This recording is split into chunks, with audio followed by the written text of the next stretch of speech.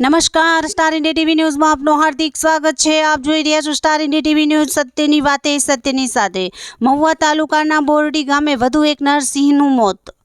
મળતી માહિતી મુજબ ભાવનગર જિલ્લાના મહુવા તાલુકામાં એક જ મહિનામાં વીજ શોટથી 2 સિંહોના મોત થયા છે। આશરે 15 દિવસ પહેલાં જ પણ એક નરસિંહનું ઉંમર આશરે 6 થી 9 વર્ષનું ખેતરમાં પાક રક્ષણ માટે મૂકવામાં આવતા જીવતા વીજ વાયરના શોટથી મૃત્યુ પામ્યો હતો। જ્યારે હજુ એ સિંહની ચિત્તાની આગ ઠંડી નથી થઈ ત્યાં તો આજરોજ બોરડી ખાતે વધુ એક 3 થી 5 વર્ષના નરસિંહનું વીજ શોટથી મૃત્યુ થયું છે।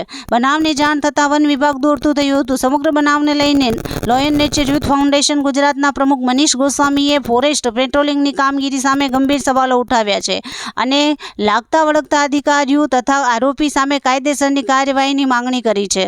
Star India TV news Savarkundla reporter Kunal Baraiya, જિલ્લા અમરેલી।